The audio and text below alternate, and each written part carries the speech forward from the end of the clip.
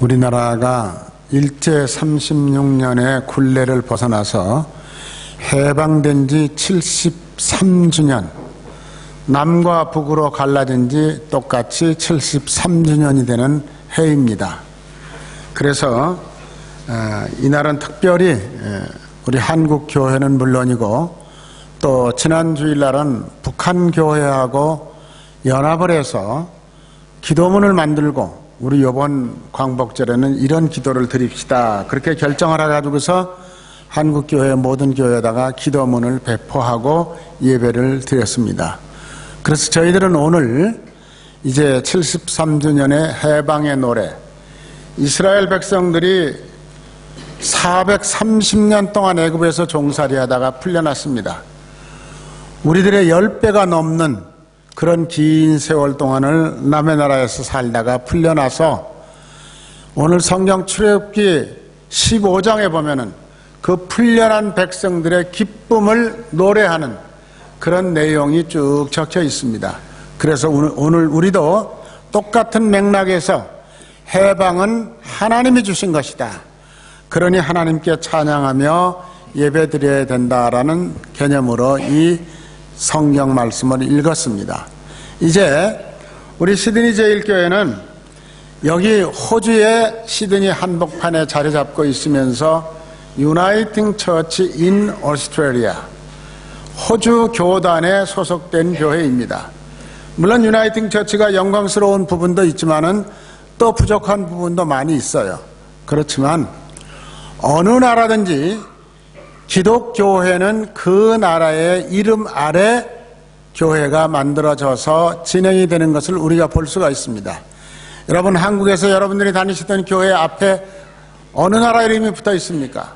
다 대한예수교 장로교, 한국장로교, 한국감리교, 대한기독교 감리교, 전부 대한입니다. 대한침례교회. 우리나라 명칭이 붙어있지 않는 교단은 한국에는 하나도 없습니다.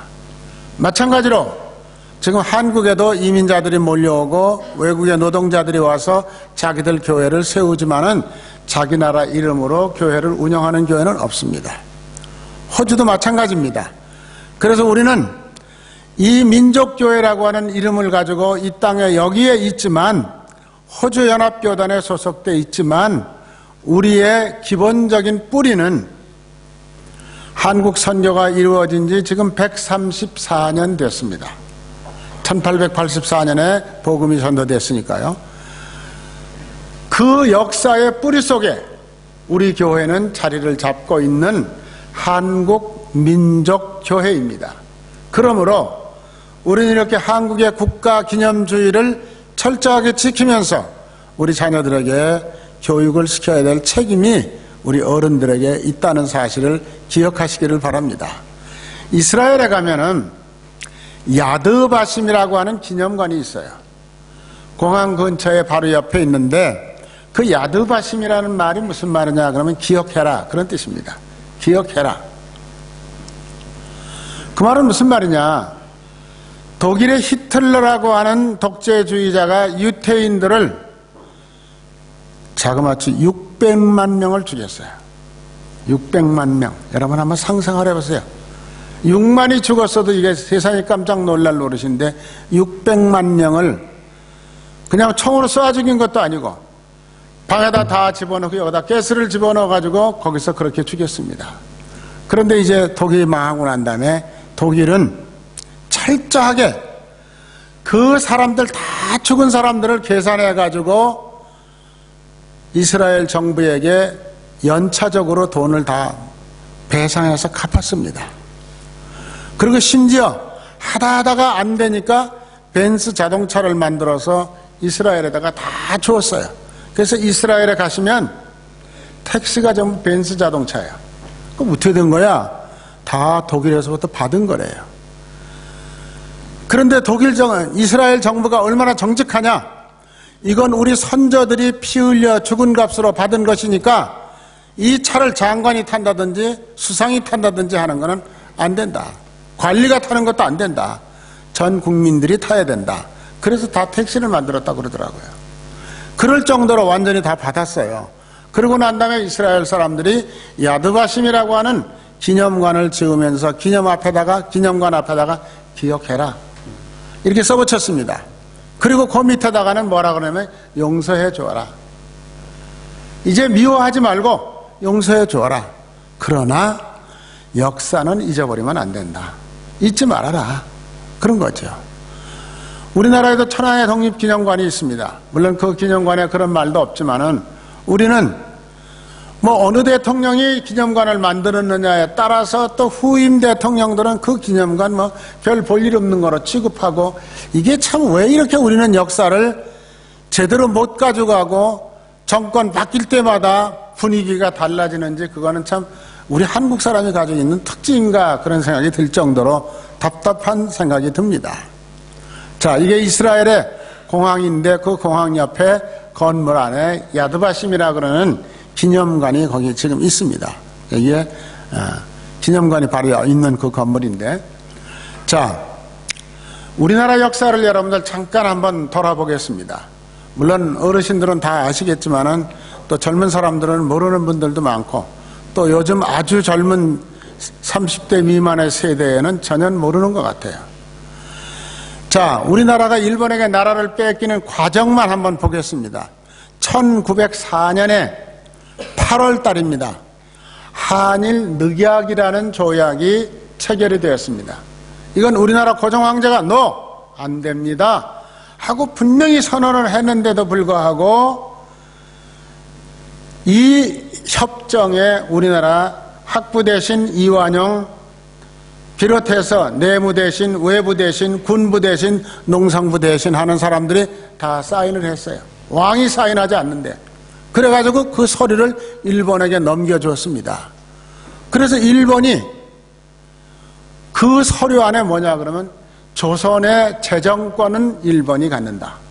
여러분, 살림살이 하는데 재정권 뺏기면 뭘 가지고 살아요? 아무것도 없이 농사진 쌀 한 대박도 다 뺏어가고 재정권을 자기들이 가졌으니까. 그리고 중국에서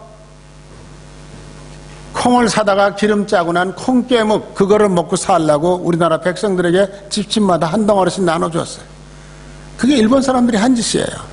그 다음에 외교권을 박탈했어요. 다른 나라하고 어떤 관계도 가질 수 없다. 관계를 가지려고 그러면 일본 정부가 해야 되는 거다. 두 가지를 뺏겨버렸어요. 그러니까 사실은 나라 다 뺏긴 거죠. 그러고서 6년이 지나고 난 다음에 1910년 8월 29일 제가 한국에 가서 대학생들한테 야, 1910년 8월 29일이 무슨 날이냐 그러니까 몰라, 아는 애들이 없어. 그럴 정도로 역사인식이 없는 거죠. 가르치질 않는 거죠. 국치일입니다. 다른 건 다 내 생일을 잊어버려도 대한민국 백성이면 이거는 잊어버리지 않아야 돼요. 국치일, 나라가 수치스러운 일을 당한 날이에요. 한국 역사 반만년이라고 그래요. 4천 몇백 년인데 그 역사 속에서 이렇게 나라가 세상에 부끄러운 일을 당하고 수치스러운 일을 당한 것은 이거 한 번뿐입니다. 그래서 한일학걸 합방이라고 그러죠.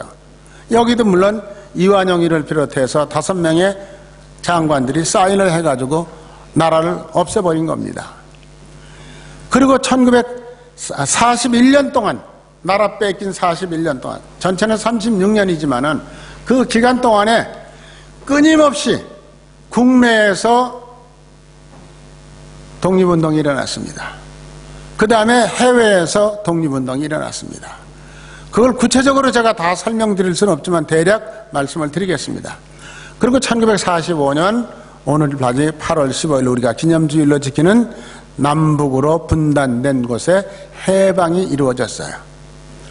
해방이 됐으면 남북한이 다 기뻐서 태극기 들고 펄펄 뛰었는데 얼마 지나고 나니까 38선 갈라져 가지고 북쪽에는 공산당이 들어왔고 남쪽에는 미군 지휘하에 유엔군 감시하에 정부가 세워져서 1948년 똑같은 해입니다. 북한에는 공산주의 국가가 만들어졌고 남한에는 민주주의 국가가 만들어진 겁니다. 이게 이제 우리의 아주 참 서글픈 갈라질 수밖에 없었던 역사지요. 그런데 아까 그 앞에서 제가 말씀을 드렸어요. 40년 동안 독립운동을 했다. 국내에서는 여러 가지 독립운동이 많이 일어났습니다. 사람을 죽이는 일도 일어나고 일본 군인들에게 총 폭탄을 던지는 일도 생기고 했지만은 한마디로 말하면 3.1운동이 제일 큰 운동이었어요. 그럼 3.1운동은 성공했느냐? 아니죠. 실패한 운동 가운데 가장 멋진 운동이 3.1운동이었습니다. 3.1운동 때 얼마나 많은 기독교인들이 죽었는 줄 압니까? 얼마나 많은 장로님, 집사님들이 감옥에 갇혔는 줄 압니까? 얼마나 많은 교회들이 불타버렸는지 상상도 할 수 없을 정도로 억압을 당했습니다. 그리고 민주열사들이 다 잡혀가서 죽음을 당했고, 그 다음에 해외에서 일어난 운동은 중국 만주 땅입니다. 지금 중국에서 무장투쟁이 계속해서 일어났습니다. 왜? 우리나라 젊은 청년들이 나라를 살리겠다고 하는 애국정신을 가진 크리스찬들이 그 당시에는 나라 안에서는 아무것도 할 수가 없으니까 만주 땅으로 다 피해간 겁니다. 거기 가서 군대를 만들고 임시정부를 세워서 투쟁을 한 거죠. 그래서 만주 땅에 간 사람들 가운데 많은 사람들이 학교를 세웠습니다.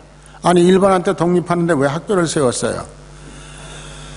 그 당시 우리가 일본에게 나라를 뺏길 수밖에 없었던 일, 이 장관들이라고 하는 이완용이를 비롯한 5사람에게 나라가 좌지우지할 수밖에 없었던 일은 국민들이 무식하기 때문에 그런 일이 벌어진 겁니다. 아무것도 몰랐어요, 국민들은요. 그러니까 독립운동하는 사람들은 이제 나라를 찾는 것은 우리가 찾고 우리 어른들이 찾고 그 다음에 그 뒤에 나라를 발전시켜서 이어갈 것은 우리 아들, 딸들이 해야 되니까 얘들 공부를 제대로 시켜야 되겠다. 그래서 만주 땅에서 학교가, 지역마다 학교가 만들어졌습니다. 그래서 학교를 세운 거죠.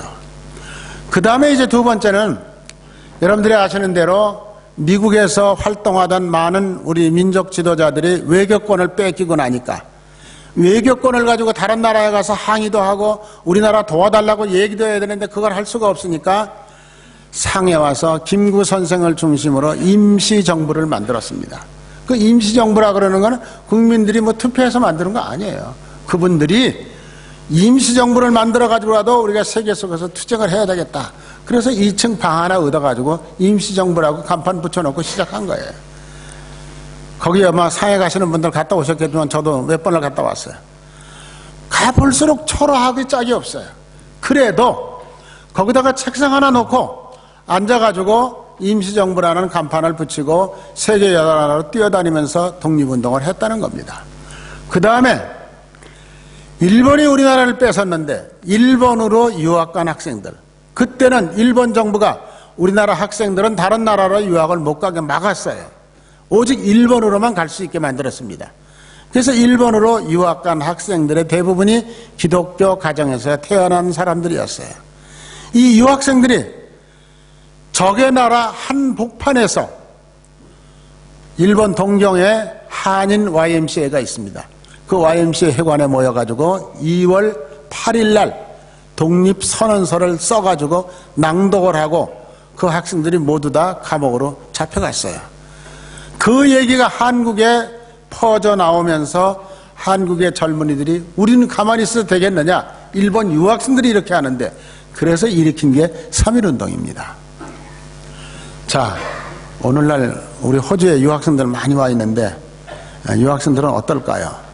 한번 좀 생각을 해볼 필요가 있지 않겠느냐. 여기 유학생들이 계신다면은 나는 지금 우리나라에서 어려운 일이 생긴다면 나는 어떻게 해야 될까 하는 것도 한번 생각해 볼 필요가 있어요. 그 다음에 미국에 사는 한인들이 이민은 똑같아요. 지금 이민하고는 또 달라. 정말 사탕수수밭에서 고된 손이 다 부르틀 정도로 살가죽이 벗겨질 정도로 노동을 하면서도 그 돈을 모아가지고 독립운동하는 단체에다가 보내주는 일을 계속해서 했습니다. 그리고 미국에 유학 간 학생들 가운데 영어를 잘하는 학생들, 이승만이 같은 사람들은 이제 외교권이 뺏겼지만은 우리가 세계 각국으로 뛰어다니면서 우리 대한민국은 그런 나라 아니다. 일본 사람들이 나라를 뺐을 때 뭐라고 그러는지 아세요? 이 조선 사람들은 내버려 두면 저희 집안 살림도 제대로 할 수 있는 능력을 가진 사람이 아무도 없다. 그래서 우리 일본이 지켜주지 않으면 나라를 유지할 수도 없는 그런 무지한 백성들이기 때문에 우리가 보호해 줘야 된다. 그래서 여러분, 을사보호조약이라는 이름을 붙인 거예요. 을사년에 조선을 우리가 보호해 주기 위해서 조약을 맺는 거다. 그리고 세계 각국에다 그렇게 선전을 했어요. 다른 나라 사람들은 알 게 뭡니까? 지금 같은 세상도 잘 모르는데, 그 옛날에 그렇게 하니까, 그 조선이라는 나라는 무식하고 아무것도 모르는 사람들만 사니까 어쩔 수 없이 그렇게 되는 거라구나. 이렇게 인식을 하고 있을 때 미국에서 공부하던 사람들 가운데 젊은이들이 세계 각국으로 흩어져서 절대 그건 거짓말이다. 그런 거 아니다. 하고 선언을 한 겁니다. 자, 그래서 그 당시에 이제 중국에서 주로 독립운동을 많이 했는데 그걸 다 일일이 열거할 수는 없지만 1920년부터 40년까지 총칼을 가지고 무장 독립운동을 한 우리나라 젊은 청년들이 있었는데 하나로 뭉치지는 못했어요. 왜? 일본 사람들이 계속 집요하게 공격을 해오기 때문에 다 부대를 전부 다 나누었어요. 동서남북으로다가. 그래서 대한독립군, 홍범도 장군이 이끄는 대한독립군, 그 다음에 북로군 정서 김좌진 장군 일당이 이끄는 독립군, 서로군 신흥무관학교, 요즘 말하면 사관학교를 설립해가지고 이세영, 지청천, 오광선, 신팔균, 이범석 이런 사람들이 사관생도를 양성해가지고 나라를 찾아야 되겠다고 하는 사람들입니다. 그 다음에 네 번째는 한국광복군, 광복군이라는 이름을 붙여가지고 지청천 장군이라는 사람이 그 광복군의 책임자가 돼가지고 임시정부하고 교통하면서 독립운동을 했던 이런 군인단체들이 있었습니다. 여기서 여러분 아시는 대로 청산리 전투라는 게 이루어집니다. 청산리 전투는 우리나라 독립군 5,000명하고 저 일본군은 5만 명하고 싸운 전쟁입니다. 5,000명하고 5만 명하고. 저 사람들은 다 신식총을 가지고 있고 우리는 구식총 가지고 그것도 여기저기서 주워 모아가지고 총 가지고 싸우는데 대승을 거두었어요. 그러고 난 다음에 일본 사람들이 만주 땅에 살고 있는 조선족은 무조건 다 죽이는 거예요. 엄청나게 많은 사람들이 피해를 입고 죽었다고 하는 사실을 우리는 기억해야 되는 겁니다. 자, 성경으로 다시 돌아가면 모세가 애굽에서 종살이하던 이스라엘 백성들을 건져내가지고 가나안 복지 직전까지 요단강을 건너서 왔습니다. 그러고 난 다음에 거기서 젊은 세대들을 모아놓고 지금 연설을 합니다. 그게 신명기 32장 7절에서 나온 말씀이에요. 자, 여러분 한번 우리 같이 읽습니다. 옛날을 기억하라. 역대의 연대를 생각하라. 내 아버지에게 물으라. 그가 내게 설명할 것이요. 내 어른들에게 물어라. 그들이 내게 말하리로다. 우리 이 말씀 하나만 봐주고 우리가 생각해야 될 건 뭡니까? 여기 계신 어른들, 호주에서 태어난 내 자녀들, 내 손자들, 내 아들, 딸들, 며느리들에게 아버지, 어머니가 한국의 역사를 바르게 가르쳐야 될 책임이 있습니다. 꼭 가르치십시오. 오늘 저녁에만이라도 아이들 모아놓고 한국의 역사 얘기를 좀 해주십시오. 옛날에 지금처럼 잘 살던 나라가 아닙니다. 고통 중에서 죽을 수밖에 없었던 나라인데 하나님이 이렇게 건져주셔서 이렇게 왔는데 우리가 그거 그냥 지금 젊은이들은 다 몰라요. 그리고 젊은 사람들은 잘 모르는 거 부모님에게 물으세요. 그리고 부모님들에게서 그런 것을 배워서 정말 우리 아버지가 살던 나라, 우리 할아버지가 살던 나라 내가 잊어버리면 안 되겠다는 각오를 가지고 살아가는 것이 우리 이민교회가 자녀들에게 가르쳐야 될 커다란 과제 중에 하나입니다. 자, 오늘 본문 출애굽기 15장에 보면요, 여기 세 가지 중요한 얘기가 있어요. 모세의 노래라고도 하고 모세의 누나 미리암이라고 하는 여자가 해방되고 난 다음에 애굽에서 종살에서 풀려나고 난 다음에 부른 노래를 오늘 우리가 아까 성경 본문에서 읽었어요. 그냥 아무것도 아닌 것 같지만은 그거를 이렇게 구별해 보면은 제일 처음에는 해방의 노래입니다. 너무너무 기뻐서 춤추고 꿈꾸는 것 같았다고 소리 지르면서 노래 부르는 거예요. 그 다음에 두 번째는 하나님이 우리에게 승리를 줬다. 하나님이 우리에게 승리를 줬다 하는 세 번째 노래, 두 번째 노래. 그 다음에 하나님 감사합니다. 우리는 힘도 없고 아무 준비도 없었는데 하나님 주셨으니 고맙습니다. 이렇게 이제 노래하는 것을 적어놓은 거예요. 그래서 해방의 노래 1절에서 2절에 있는 게 해방의 노래입니다. 이 해방의 노래 여러분 같이 한번 읽겠습니다. 이때 모세와 이스라엘 자손이 이 노래로 여호와께 노래하니 일렀으되 내가 여호와를 찬송하리니 그는 높고 영화로우시며 말과 그 탄자를 바다에 던지셨다. 2절 여호와는 나의 힘이요 노래시며 나의 구원이시로다. 그는 나의 하나님이시니 내가 그를 찬송할 것이요 내 아버지의 하나님이시니 내가 그를 높이리라. 여러분들의 자녀들이 내가 다 죽고 난 다음에 우리 세대가 가고 난 다음에 우리 아버지가 믿던 하나님이야, 우리 할아버지가 믿던 하나님이야, 이렇게 하면서 믿음을 지키려고 애쓸 수 있도록 우리가 지금서부터 철저하게 가르치고 신앙교육을 시켜야 될 책임이 우리들에게 있습니다. 이것이 곧 하나님의 은혜입니다. 430년간 종살이 하다가 풀려났어요.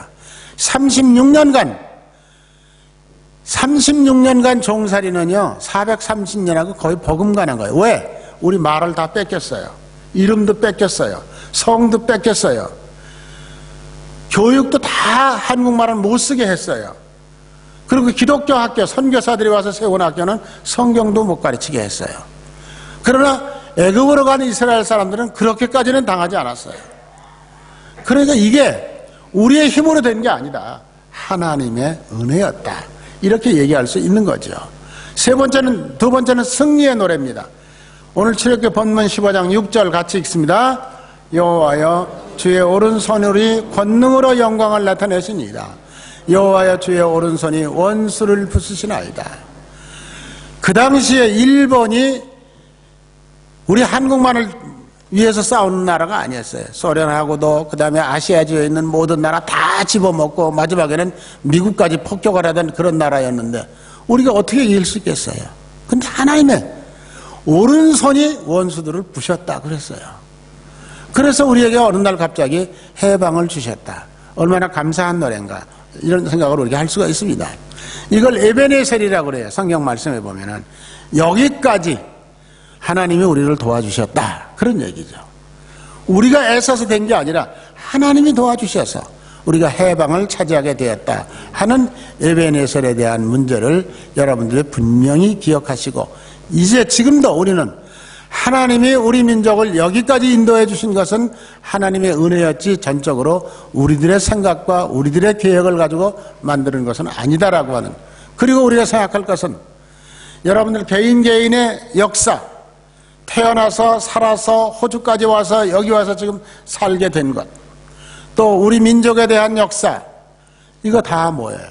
결국은 나도 몸부림치면서 애를 썼지만 그때마다 하나님께서 발걸음을 인도해 주셨습니다. 감사합니다. 이러면서 우리는 살아야 되지 않을까, 이런 생각이 듭니다. 그래서 우리는 언제 어디서나 무슨 일이 있든지 간에 하나님의 도움으로 인해서 살아왔다고 하는 것을 감사하게 여길 줄 아는 그런 노래. 여기 이제 감사의 노래라고 제가 타이틀을 붙여놨는데, 아브라함이 100세에 낳은 아들을 제단에 바치는 얘기, 감사 예배예요, 그것도요. 그 다음에 노아가 1년이 넘도록 배를 타고 둥둥둥 떠댕기다가 비가 그치고 육지가 나타나서 첫 번 내렸을 때 제일 먼저 배에서 내린 모든 자기 식구들과 함께 거기다가 제단을 쌓고 하나님 앞에 예배를 드렸다는 겁니다. 그게 예배예요. 그 다음에 미국으로 건너간 청교도들이 농사를 지어가지고 제일 첫 해에 하나님 앞에 감사의 예배를 드렸죠. 그리고 예배당을 지었어요. 둘째 해에 학교를 지었다고 그래요. 세 번째 해에 자기들 집을 지었다고 그럽니다. 이게 다 순서가 있어요. 근데 우리는 어때요? 항상 거꾸로 하죠. 내 집부터 짓고 이런 식이잖아요. 그러니까 이런 기독교 역사, 성경 역사 속에서 우리들에게 보여주는 모든 감사의 예배, 우리들도 그 감사의 예배를 드려야 돼요. 성경, 오늘 우리가 가지고 있는 이 성경책 교동문 쪽에 보면요, 나라 사랑에 대한 교동문이 5개가 있어요. 이거 왜 여기다 적어놨겠어요? 국가의 기념절기마다 이 교동문을 읽으면서 나라 사랑을 교인들에게 가르치라는 뜻으로 이걸 만들어 놨는데, 제가 잘 모르긴 하지만 한국에 가서 경남 지역에 있는 목사님들을 모아놓고 연합예배를 한 번 할 때 제가 설교를 했어요. 그래서 그때 나라 사랑에 대한 얘기를 했더니 어떤 많은 목사님들이 목사님 그 설교 원고 좀 주십시오 그래요. 그래서 제가 다 보내드렸어요. 그 말은 무슨 말이냐, 자기들은 지금까지 목회하면서 나라 사랑에 대한 거 별로 설교해 본 적이 없다는 얘기예요. 한마디로 말하면. 물론 하는 교회도 많이 있겠죠. 그러나 대부분의 교회들이 그냥 관심 없이 넘어가고, 또 한 가지 한다는 거는 연합예배를 해. 창원 지역의 모든 교회들이 어느 체육관에 모여서 8.15 감사 예배를 드린다. 그럼 그거 왜 하는 거냐? 교인들이 몇 명 오지도 않아요. 전부 다 목사님, 장로님들만 와가지고서 그냥 예배 드리고 박수치고 선물 하나씩 받아가지고 가면 그냥 끝. 너무너무 형식적이고 너무너무 신문에 나는 거, 텔레비에 나오는 것만 소중하게 생각하는 그런 스타일일 수도 얼마든지 있다는 겁니다. 자, 시편 126편 1절 2절 봅니다. 시온에서, 아까 우리가 읽었습니다. 여호와께서 시온의 포로를 돌리실 때 우리가 꿈꾸는 것 같았다다. 그때 우리의 입에는 웃음이 가득하고 우리 혀에는 찬양이 찼었으다. 그때 문 나라 가운데서 말하기를 여호와께서 그들을 위하여 큰 일을 행하셨다 하였도다. 우리나라가 해방될 때 얘기하고 똑같아요. 우리나라 해방됐다고 8.15 해방이 되었을 때 산골에 사는 사람이나 도시에 사는 사람이나 면사무소, 업사무소 모든 백성들이 감추어두었던 태극기를 다 들고 나와서 소리 지르면서 해방의 노래를 불렀습니다. 그때 우리 대한민국 사람들은 정말 꿈꾸는 것 같았지요. 이런 일이 있을 수 있나? 이렇게 했는데 그 시간부터 공산주의 세력은 북한을 공산국가로 만들기 위해서 온갖 짓을 다 해가지고 결국은 나라가 반쪽으로 갈라진 겁니다. 이런 거 여러분 생각할 때 정말 우리가 열심히 기도해야 되겠다, 그런 생각이 들고요. 감사라고 하는 거는 제가 저 타이틀을 그렇게 붙였어요. 그거 신앙이다. 예수 믿는 사람들은 무엇이든지 감사라는 말을 붙여서 그 생각을 하면서 살아야 돼. 여러분들 생애 속에 어려운 일도 많이 있었어요. 힘들고 다 포기하고 싶은 때도 많이 있었을 거예요. 그러나 지금 생각해 보세요. 지난날 그 자리가 다 감사의 자리였어요. 그러니까 우리는 모든 일을 감사한 마음을 가지고 살아가는 것이 하나님의 백성으로 살아야 되고, 그렇게 하고 나라를 사랑하는 마음을 가지고 살아가야 되는 것이 우리들의 삶이 되어야 된다는 겁니다. 자, 제가 이제 마지막으로 한 가지만 얘기하고 마치겠습니다. 우리 한국에서는 지금 보훈처라고 하는 정부기관이 있어요. 거기에서는 매년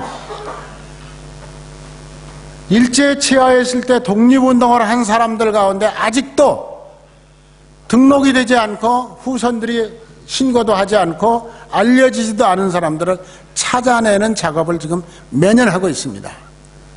그런 속에서 여러분들이 잘 알지만 우리 교회는 이준환 장로님, 지금 여기 안 계시네. 이준환 장로님의 할아버지가 하와이에 살면서 스티븐이라고 하는 미국 사람, 그 사람은 미국 사람인데 완전히 일본 앞잡이 노릇을 하던 사람이에요. 일본 사람이 말하는 대로 한국은 정말 자기 집 감당도 못하는 사람들에서 일본이 보호해주기 위해서 이렇게 한 거니까 그건 정당한 일이다. 도시마다 돌아다니면서 연설을 할 때 그 사람을 죽이려고 계획해서 4 청년들이 모였는데 그 청년 가운데 한 사람이 이병준이라는 청년이었는데 아마 여러분들 우리 교회에서 그 설교 많이 들으셨을 거예요. 그 다음에 윤혜원 권사님이 또 우리 교회 권사님이었죠. 윤혜원 권사님의 오빠가 윤동주 씨였어요. 윤동주에 대한 얘기도 우리 교인들은 너무너무 많이 들었어. 그건 놔두고 저는 한 번도 못 듣던 사람 얘기를 제가 잠깐 하고 마치려고 그래요. 이 사람이 누구냐? 김수만 선생이라는 사람이야. 이 사람은 독립운동가이고 교육 선각자예요. 이 사람은 경상남도 함안에서 태어나가지고 서울 고농, 그러니까 서울대학교 지금 농과대학이에요. 거기를 졸업하고 난 다음에 기독교 대학에 가서 공부를 다시 해야 되겠다 그래서 숭실대학에 가서 공부를 했어요. 그러고 난 다음에 더 해야 되겠다. 그런데 그때는 할 방법이 없으니까 일본의 청산학원이라는 게 역시 또 기독교 대학이에요. 거기 가서 공부하고 돌아오셨어요. 돌아오셔가지고 호주 선교사들이 세운 부산에서 오신 분들 동네 여자 중고등학교가 있어요. 지금은 그게 호주 선교사들이 세운 학교인데 안 믿는 사람한테 팔려 넘어가 버렸어요. 그 당시는 호주 선교사들이 운영하던 학교예요. 거기에 부교장으로 3년 동안 계셨어요. 계시다가 마산으로 오셨어요. 마산에 창신중학교, 고등학교. 그것도 호주 선교사들이 세운 학교죠. 거기서 부교장을 5년 동안 하셨어요. 하시면서 이분은 자기 월급 받는 거, 그 다음에 일본에서 공부를 왔기 때문에 일본에서 공부한 자기 친구들 다 여기저기 연줄해서 돈을 모아가지고 독립기금을 마련해서 김좌진 장군에게 몰래 보내는 일을 했어요. 그런데 어느 날 일본 경찰이 무슨 마음을 먹었는지 자기를 찾아와서 하는 얘기가 우리 일본 경찰 안에서 당신을 어떻게 체포해서 어떻게 죽일까를 지금 계획하고 있다. 얼마 남지 않았다. 그러니까 빨리 도망가라. 그러더라는 거예요. 근데 이분이 왜 그렇게 일본 경찰에게 미움을 받았느냐? 물론 독립운동 그것도 있지만은 그 당시 일본 사람들이 우리 한국에 있는 학생들을 전부 신사참배하라. 아침마다 동적으로 절해라. 이 사람이 못한다고 그랬어요. 그 다음에 한국말 쓰지 말고 일본어로 가르쳐라. 이 사람이 또 그것도 못한다. 우리는 안 된다. 성경 가르치지 말아라. 성경은 이 학교의 설립 정신이고 호주 사람들이 돈 가져와서 세운 학교인데 왜 성경을 못 가르치냐. 그거 가르치려고 세운 학교다. 빡빡 고집을 세우니까 일본 형사들이 이건 잡아 죽여야지 살아둬서는 안 되겠다. 이렇게 생각을 하고 자기들이 죽일 계획을 세웠는데 그거를 갖다 또 일러주는 일본 또 형사가 또 한 사람이 있었대요. 고맙죠. 그래서 그날 밤에 부인하고 아들 하나를 그냥 내버려 두고 온다 간다 말도 안 하고 보따리를 싸가지고서 중국으로 도망을 갔어요. 흑룡강성에 가서 김좌진 장군을 만났습니다. 그래 김좌진 장군한테 여차여차해서 내가 왔다. 오케이 그러냐. 그러면 김좌진 장군이 나는 군인이니까 전쟁을 하는 일에 앞장을 쓸 테니까 당신은 교육자니까 여기다 학교를 세워라. 그래서 거기다가 흑룡강성의 신안진이라고 하는 곳에다가 학교를 세웠어요. 그리고 그 학교 바로 얼마 떨어진 곳에 김좌진 장군은 방학관을 만들었어. 그래서 방학관에서 정미소를 만들어서 쌀 찌어주는 사람인 것처럼 위장하고 독립운동을 하는 장군으로 살았던 겁니다. 그런데 김좌진 장군은 그 방학관에서 총 맞아 죽죠. 38살에. 너무너무 아깝죠. 그런데 이분은 거기서 학교를 세워가지고 그 지역에서 흑룡강성에서는 제일 좋은 사립학교를 세워가지고 학생들을 많이 조선족 학생들을 모아서 공부를 시켰습니다. 그러다가 해방이 돼가지고 해방이 되니까 두고 온 자식 생각도 나고 이제 내 나라니까 마음대로 가서 내가 할 수 있다 생각해서 한국으로 바로 그 학교는 거기 사람들에게 맡기고 바로 돌아왔는데 돌아와서 마산에 와가지고서 마산 제가 다니던 교회입니다. 문창교회 집사님이었는데 3년 만에 돌아가셨어. 해방이 되고 나서 고향에 돌아와서. 왜 그랬을까? 중국에 가서 너무너무 혼자 고생을 많이 하신 거예요. 그래가지고 몸에 병이 걸려도 치료할 수도 없었고 그래 고향 땅으로 돌아와서 얼마 안 가서 바로 돌아가셨습니다. 그 아들이 김진경 총장이라는 사람입니다. 연변과학기술대학의 현재 총장을 하고 있는 김진경 총장. 이 사람이 그분의 아들이에요. 이 사람 8살 때 아들을 놔두고 아버지가 만주 땅으로 갔다는 겁니다. 그런데 김진경 총장은 역시 자기 아버지의 대를 이어서 숭실대학을 졸업했어요. 나는 우리 아버지가 졸업한 학교에 가서 졸업을 해야 된다.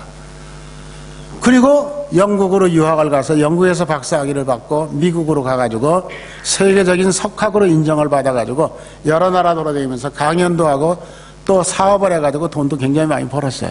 그러고 난 다음에 이분이 목표가 뭐냐?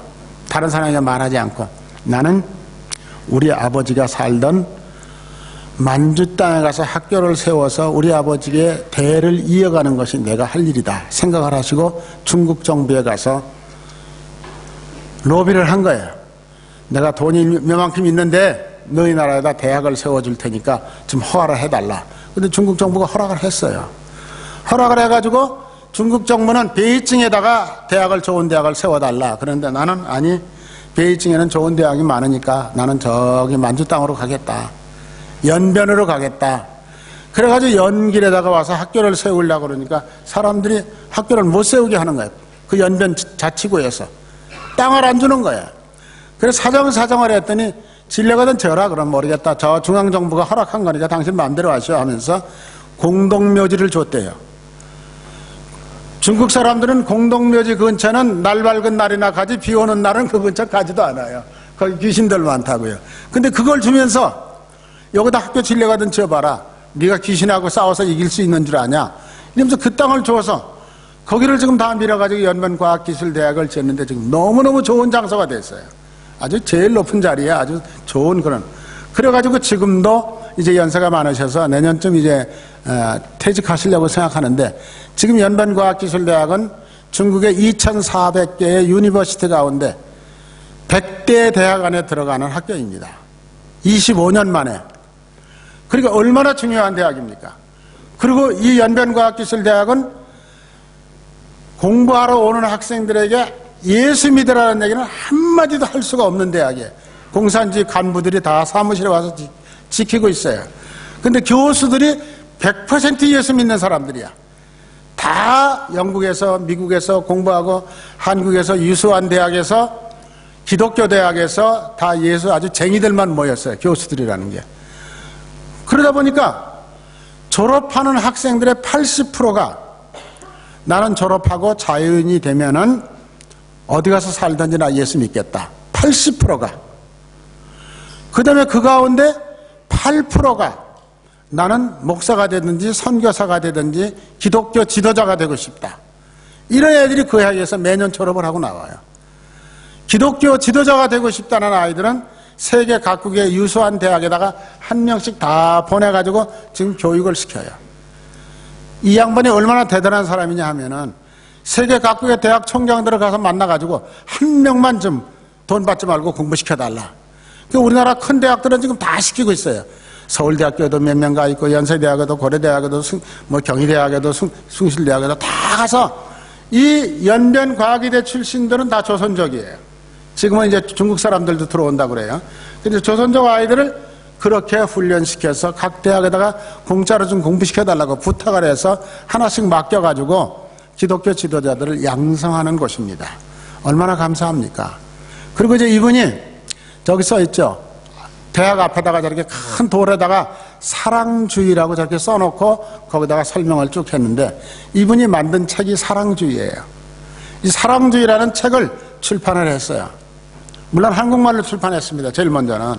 그런데 이 책이 출판되면서 중국 중앙정부에서 굉장히 고민이 많답니다. 15억 인구 56개 종족을 어떻게 통치해야 앞으로 말썽 없이 잘 통치할 수 있을까? 56개 종족이 전부 다 불뚝불뚝하고 있어요. 어떡하냐? 아마 시진핑이 굉장히 고민이 많은 사람 같아요. 근데 시진핑이 이 책을 보더니 앞으로 중국을 통치하려고 그러면 이 사랑주의 정신을 가지고 통치하면 되겠다. 이래가지고 2년 전에 이 책을 중국말로 다 출판을 했어요. 몇 권을 출판했는지 모르지만 중국 전체 읍면사무소에 있는 공무원들까지 다 출판해서 한 권씩 다 무료로 줘라. 다 나눠줬습니다. 그래가지고 중국 공무원들은 이 책을 다 가지고 있어요. 오늘 주고 보니까 도서관에서 뭐 책 살 거 얘기하라고 그러는데 제가 부탁할게요. 도서관 책임자 되시는 권사님, 이 책 지금 한국에 엄청나게 많이 팔리고 있는 책이에요. 10권만 사다가 우리 도서관에 좀 나눠놓으세요. 그럼 우리 교인들이 읽어보고 이런 정신이라고나 하는 걸 알 수가 있습니다. 자, 이제 마지막으로 2018년 금년이죠. 지난 주일날 벌써 한 달 전서부터 교섭을 했겠죠. 남한 교회 지도자들하고 북한 교회 지도자들이 모여서 이번 8월 15일 광복절 기념주일에는 이 기도문을 가지고 기도하자. 그래서 기도문을 작성을 해서 남북한 교회가 오케이 승인받은 기도문이에요. 그래서 이 기도문을 가지고 여러분 잘 안 보이실런지 모르겠지만은 그래도 좀 잘 보시고서 마지막 우리 이 기도하고 마치겠습니다. 자, 다 같이 기도문을 보시면서 기도하십시오. 사랑의 하나님, 한 하늘 아래 하나의 강토에서 살고 있는 북의 그리스도인들은 올해에도 광복절을 맞이하고 있음을 감사드립니다. 조국의 광복절은 해마다 돌아오지만 우리는 그 감격을 제대로 누리지 못하고 있습니다. 73년간 분단된 채 갈등하면서 온전히 사랑을 실천하지 못하고 있음을 진실로 고백합니다. 역사의 하나님, 우리는 2018년 오늘의 광복절을 새로운 희망을 가지고 맞이합니다. 지난 시기 우리 민족이 겪어온 분단과 전쟁, 적대와 대결의 세월이 점점 물러가고 평화와 번영의 무지개가 한라에서 백두산까지 피어오름을 바라봅니다. 역사의 주관자이신 하나님께서 이 땅의 평화와 통일, 번영의 새 역사가 펼치도록 인도하여 주시옵소서. 평화의 하나님, 분단과 갈등의 대명사였던 판문점에서 역사적인 남북 정상의 상봉과 회담이 진행되고 판문점 선언이 채택되어 마침내 남과 북은 화해의 길로 나가게 되었습니다. 그러나 분단의 장벽과 전쟁의 불씨들은 여전히 남아 있습니다. 민족의 생존권을 위협하고 공동의 발전을 가로막는 분단의 걸림돌들과 전쟁의 온상들을 말끔히 걷어내 한반도의 항구적인 평화와 동북아 지역의 세계의 평화가 안정의 디딤돌이 되게 하여 주시옵소서. 예수님의 이름으로 기도합니다. 아멘. 자, 이제 찬송 부르시겠습니다.